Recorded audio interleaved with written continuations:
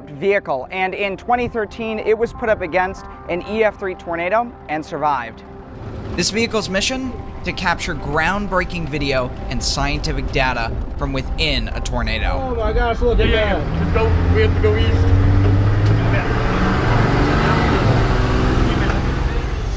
It was built in 2008 for an IMAX film directed by Sean Casey and heavily showcased in the TV docuseries Storm Chasers.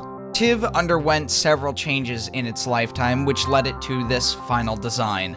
This version of the TIV has flaps that prevent wind from getting underneath the vehicle. It also has spikes that go 2 feet into the ground. These spikes were essential in keeping everybody's lives safe while during that intercept. On the afternoon of May 27, 2013, TIV-2 arrived in Salina, Kansas, prepping to chase a moderate risk issued by the National Weather Service only hours earlier. TIV was being operated by a 3-man crew that day: IMAX filmmaker Sean Casey, navigator Brandon Ivy, and driver Herb Stein. By 6 p.m., the crew set out in a northwest direction as storms fired. As the tornado cyclone began development, Brandon directed Herb east, then north towards a dirt road, which would put them in the direct path of the storm. However, when reaching the top of a large hill situated on this road, it was clear that this was no ordinary tornado. The crew could see it had grown to almost a mile wide. An internal camera captured their conversations. Is it a large wedge?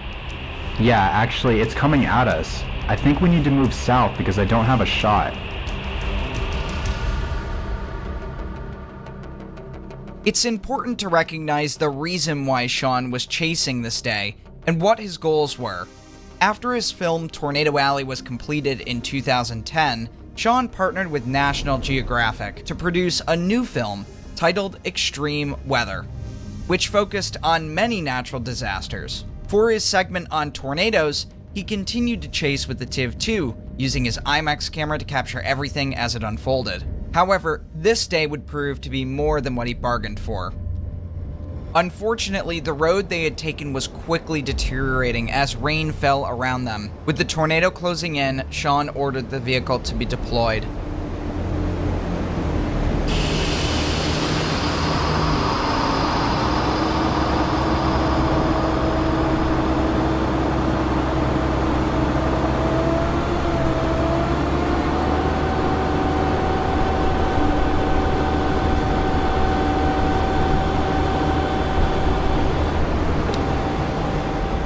Winds intensified, lofting small objects at first, branches, tumbleweeds, leaves, but grew stronger as the vortex approached.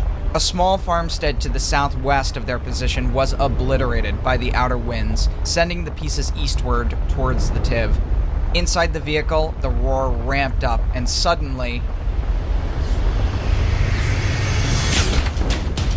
a large bang was heard, and the turret swung wildly, launching the 90-pound IMAX camera out of its position, wedging it between the mount and the wall.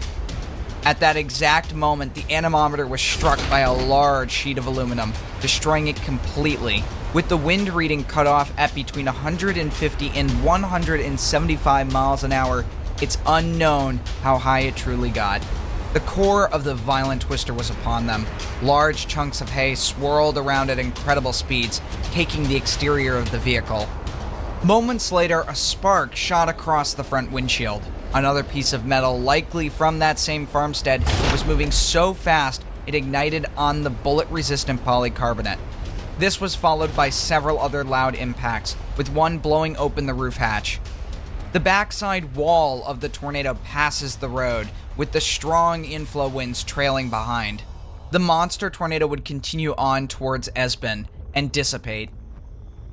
The trio seemed both audibly amazed but also startled with their close encounter with a truly violent tornado. They had unknowingly made history by getting the highest measured wind speeds by a tornado interceptor up to that point. Herb exclaimed, "I wish we had the anemometer. Of course, the anemometer may be gone."